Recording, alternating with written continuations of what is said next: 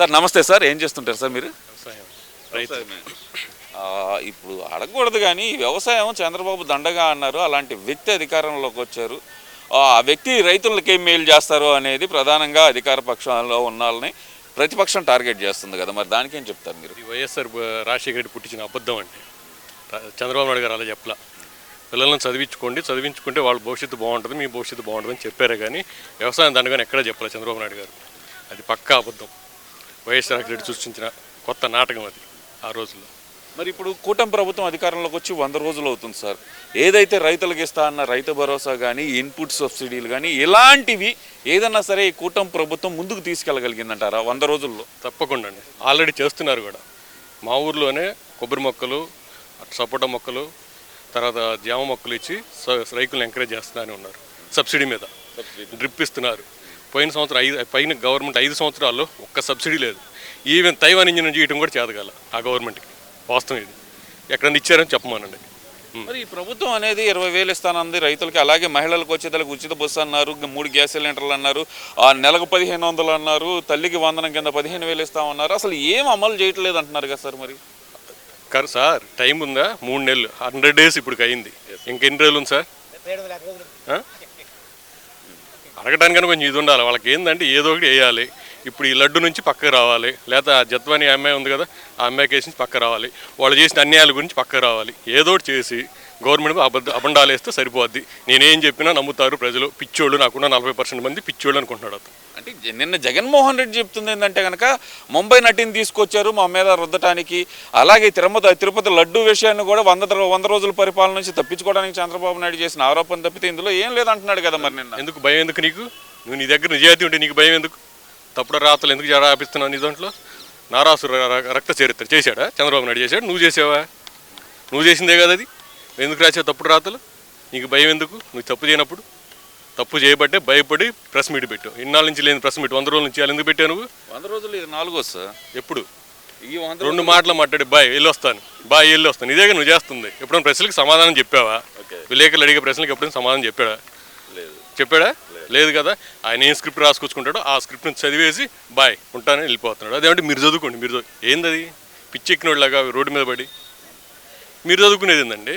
నువ్వెందుకు? ఇక్కడ ప్రభుత్వం అధికారంలోకి వచ్చిన తర్వాత పేదల్ని, మధ్యతరగతి వాళ్ళని అందరిని అణగదొక్కుతుంది ఈ ప్రభుత్వం అనే మాట అయితే చెప్తున్నారు కదా సార్. 3,000 నుంచి 4,000 ఒకేసారి పెన్షన్ చేశారు. 3 నెలలు పెన్షన్ కూడా ఒకసారి 3,000 కలిపి 7,000 ఇచ్చింది. అనగదొక్కడానికి ఇచ్చింది ప్రజలకి. వాళ్ళు పేద ప్రజలు కాదా తీసుకున్నవాళ్ళు? ఉన్నోళ్ళ చెప్పండి, ఉన్నోళ్ళ కాదుగా, పేద ప్రజలేగా. మరి 7,000 ఇచ్చాడా లేదా? ఇచ్చాడు కదా. మరి హౌసింగ్ స్టార్ట్ చేశారు కదా, అది కూడా పేద ప్రజలే కదా. సబ్సిడీలు ఇస్తున్నాడు కదా రైతులకి, వాళ్ళు పేదలే కదా. 5 ఎకరాల లోపలికి సబ్సిడీలు ఇస్తున్నారుగా, పేదలే కదా. మరి ఇంకెక్కడ తొక్కేది ప్రజల్ని? అసలు ప్రజల్ని తప్పుదోవ పట్టిస్తున్నాడు ఈయన. చేసే మంచి అనేది ఏమీ లేదు, వాళ్ళని చెప్పుకోవటం మాత్రమే ఉంటుంది. లబ్ధిదారులు ఎవరైతే ఉన్నారో సంక్షేమ పథకాల లబ్ధిదారులను కూడా కుదించుకుంటా వస్తున్నారు అని చెప్పి అనే మాట అంటున్నారు కదా సార్. మరి పచ్చకాలంలోడికి లోకం అంతా పచ్చగానే కనపడుద్ది. ఎక్కడ కుదించారు? 68 లక్షలు నువ్వు చెప్పిన ప్రతి పెన్షన్లు ఏమైనా తగ్గించారా, పెంచారా? ఒకసారి రికార్డుది తెలుసుద్ది. లేదు నువ్వు తెప్పించుకో చేతనైతే, నీకు అది అలవాటు లేదు కదా. ఎవడో స్క్రిప్ట్ ఇస్తాడు, ఆ స్క్రిప్ట్ తీసుకొచ్చి చదువుతావు. దాంట్లో నిజం ఎంత ఉందో అబద్ధం ఎంత నువ్వు తెలుసుకోలేవు. నీ జీవితానికి అది చేత కదా. ఇక నీ పని అయిపోయినట్టే. ఇదంతా స్క్రిప్టెడ్ అంటారా, లేదంటే ఆయన మామూలు స్వతహా మాట్లాడలేదంటారా? సీన్ లేదండి. స్వతహాగా మాట్లాడి నిలబడి చేసేంత సీన్ అయితే లేదు. ప్రతిదీ స్క్రిప్టే. చదవకుండా చెప్పమానండి, ఒక అక్షరం చదవకుండా చెప్పమన్నా ప్రెస్ మీట్లో చెప్తాడా? ఏం సార్ గడిచిన 5 సంవత్సరాలు కాకుండా అంతకుముందు పాదయాత్ర 5 సంవత్సరాలు ఎప్పుడైనా ప్రెస్ మీట్ పెట్టాడా? లేదు. పెట్టాడా? చెప్పాడా? లేదుగా. అక్కడే తెలిసిపోవట్లేదు అతనికి అతనితో సత్తా అయిందనేది. నేను మంచి చేశాను అనే మాట ఆయన చెప్తున్నారు కదా. ప్రజలు చెప్పాలి కదండి. ప్రజల తరపున చెప్పేది ఎవరు? మీరా మేమా? నేనే చెప్తాను అంటున్నాడు. నేనే ప్రజలు. అదే మూర్ఖత్వం అంటే, అదే శాడిజం అంటే. నేను చెప్పిందే కరెక్ట్ అనేది శాడిజం. అది ప్రజల తరపున ప్రజలకు ఏం కోరుకునేది చంద్రబాబు నాయుడు. వాళ్ళకి ఎలా చేస్తే మంచిది అనుకునేది చంద్రబాబు నాయుడు. కాబట్టి ముఖ్యమంత్రి అయ్యారు. ఆయన ముఖ్యమంత్రి అయింది ఈవీఎంల వల్ల అంట కదా సార్. గతంలో 2019లో ఎట్టయ్యా? ఈవీఎంలేనా నీకు కూడా వేసింది? అంటే ప్రజలను అవమానిస్తున్నావు నువ్వు. అంటే ఆయన మాట డైరెక్ట్గా అంటున్నారు కదా. ఓటేసిన ప్రజలను అవమానిస్తావా? ప్రజాస్వామ్యాన్ని ఓటేసిన ప్రజలను అవమానిస్తావా? మరి ఓవరాల్గా ఏం చెప్తారు సార్? మరి ఈ 100 రోజుల పరిపాలన గురించి ఏం చెప్తారు? పరిపాలన చక్కగా ఉందండి. అన్ని గాడిలో పెడుతున్నారు. చేయని అవినీతి లేదు, చేయని స్కామ్ లేదు. ప్రతి డిపార్ట్మెంట్ స్కామ్లోనే ఉంది. లేకుండా ఉందా? వాటన్నిటిని చక్కదిద్దే పని ఏమైనా చేస్తున్నారంటారా? చేస్తున్నారు కదా, ఒక్కొక్కటి అదే వస్తున్నాయి కదా బయటికి, ఇంకేం కావాలి? అంటే అంతకు మించి ఇక వాళ్ళ అవినీతి తవ్వుకుంటా కూర్చుంటే కనుక ప్రజలకు అందించాల్సిన సంక్షేమం ఎప్పుడు అందిస్తారు సార్ మరి ఈ ప్రభుత్వం? టైం పట్టుద్దండి, అన్నీ సక్రంగా చేసుకుంటూ రావాలిగా. నువ్వు చేసిన అప్పులకి వడ్డీలు కట్టడానికి సరిపోట్లా ఇప్పుడు వచ్చే రెవెన్యూకి. మరి ఏమైనా సమకూర్చుకోవాలి కదా గవర్నమెంట్, సమకూర్చుకొని చేస్తారు. ఆల్రెడీ 4,000 పెన్షన్ అన్నారు, 1,000 రూపాయలు ఒక్క రోజులో పెంచేశారు. మరి 3,000 అన్నారు, 3,000 కూడా ఒక్క రోజులో ఇచ్చేశారు కదా, 7,000 ఒకేసారి ఇచ్చారు కదా. మరి సంక్షేమం చేయింది అక్కడ, ఇంకా సబ్సిడీలు ఇచ్చారు రైతులకి. SC corporation, BC corporation start చేస్తున్నారు లోన్లకి.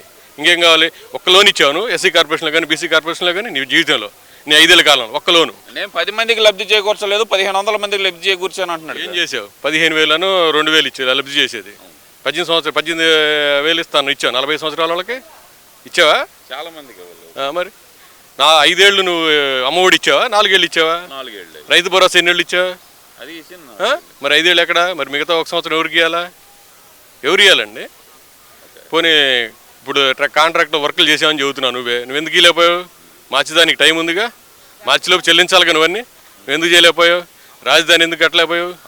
వైజాగ్ అన్నావు, వైజాగ్లో ఏం కట్టుకున్నావు? ప్యాలెస్ కట్టుకున్నావు. నీకోసం, ప్రజల కోసం అయితే కాదుగా. అది ప్రజల కోసం వాడుకోవచ్చు కదా అంటున్నారు. 500 కోట్లు ప్రజలు వాడుకుంటారా? ఏ ప్రజలు వాడుకుంటారు? సామాన్యులా? ఆయన చెప్పే లెక్కలు. పేదవారు వెళ్ళి ఉంటారు దాంట్లో. ఆయన చెప్తున్నాడుగా పేదవారు, పేద ప్రభుత్వం అని. అది పేదవాళ్ళని తీసుకెళ్ళి ఉంచుతాడు దాంట్లో, ఉంచమను. చేస్తాడా? ఇప్పుడు కాదండి, నాకు మెయిన్ డౌట్ ఏంటంటే తాడేపల్లి ప్యాలెస్లో ఉంది కదా, ఆ సెట్లో యేసుప్రభు బొమ్మ పెట్టాడా, వెంకటేశ్వర స్వామి బొమ్మ పెట్టాడా? నాకు పెద్ద డౌట్. ఎప్పుడు సార్ అది? ఉగాది రోజు ఆయన పెట్టింది వెంకటేశ్వర స్వామి. మీరు చూసారా? మనకెవరికైనా చూపించారా? బయట ఫ్రేమ్ అది, అసలు లోపల ఏ విగ్రహం ఉందో నాకు పెద్ద డౌట్. అది దాని మీద కూడా ఎంకరేజ్ చేయాలని, ఎంక్వైరీ చేయాలని నేను కోరుకున్నాను ప్రభుత్వాన్ని పక్కాగా.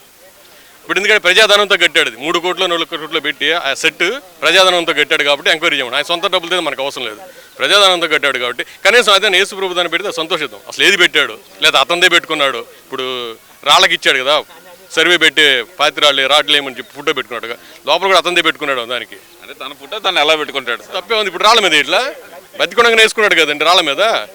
మా దరిద్రం ఏంటంటే మా పాస్ పుస్తకాలు, మా అడంగులు, మా ఈసీలు ఏది తీసినా అతని బొమ్మే. ఎందుకు? మా ముత్తాతలు ఇచ్చిన పొలం మీద అతని బొమ్మ ఏంది? అతనికి ఏం హక్కు ఉంది అసలు? అతను పరిపాలన చేయమని ఇచ్చాం అంతే గవర్నమెంట్. నీ బొమ్మలు వేసుకుంటావా గవర్నమెంట్ దాని మీద? గవర్నమెంట్ ఎంఎల్ఎం వేసిన దీని మీద నీ బొమ్మలు వేస్తావా? సిగ్గనిపీట్లా నీకు? బతికొండగానే వేసుకుంటారు అన్న. అంటే ఇక్కడ ప్రధానంగా చూసుకుంటే నేను ప్రజలకు మంచి చేశాను, నేను మా తండ్రి ఫోటో పక్కన నా ఫోటో ఉండాలని కోరుకున్నాను అనే మాట ఆయన చెప్తున్నాడు కదా సార్. మరి ప్రజలకు దండం పెడుతున్నా, మంచి తీర్పిచ్చారు, మంచి తీర్పిచ్చారు ప్రజలు. ఆ వెంకటేశ్వర స్వామి ప్రజలు మంచి తీర్పిచ్చారు. జీవితంలో గుర్తుపెట్టుకున్న వాళ్ళు ఇలాంటి తప్పులు చేయకూడదని ఇంకొకటి కూడా భయం వచ్చేలా తీర్పిచ్చారు ప్రజలు. ప్రజలు మాత్రం నిజంగా సాష్టాంగ నమస్కారం చేస్తారు ప్రజలు. ఈ కూటమి ప్రభుత్వం 100 రోజుల్లో పథకాలు ఏమో అమలు చేయలేదు, మిగిలిన రోజుల్లో కూడా చేస్తుందని నమ్మకం లేదంటూ మరి జగన్మోహన్ రెడ్డి చెప్తున్నారు కదా సార్. మరి ఉండాలండి మాట్లాడండి. ఆల్రెడీ 1,000 రూపాయలు పెంచాడు కదా, 3,000 ఇచ్చాడు కదా. ఎస్సీ కార్పొరేషన్ ప్రక్షాళన చేస్తున్నారు, బీసీ కార్పొరేషన్ ప్రక్షాళన చేస్తున్నారు, లోన్లు రెడీ చేస్తున్నారు, సబ్సిడీలు రైతులకు సబ్సిడీలు అందిస్తున్నారు ఆల్రెడీ. ఇంకేం చేయాలా? అన్నీ ఒకసారి చేశాడు ఆయన. అన్ని 1 సంవత్సరం చేశాడా? తీయండి లెక్క. మరి 1 సంవత్సరం అయితే 4 ఏళ్ళు ఎందుకు ఇచ్చాడు అమ్మఒడి? 4 ఏళ్ళు ఎందుకు ఇచ్చాడు రైతు భరోసా? చిమ్మండి, లెక్కలు ఉన్నాయి కదా. అంటే 1 సంవత్సరం మర్చిపోయి ఉంటాడు. అవును, సైకో కదండి. ఇప్పుడు ఉన్నది సైకో, గుర్తుండదు, దాంట్లో తప్పు లేదు. Okay sir, thank you.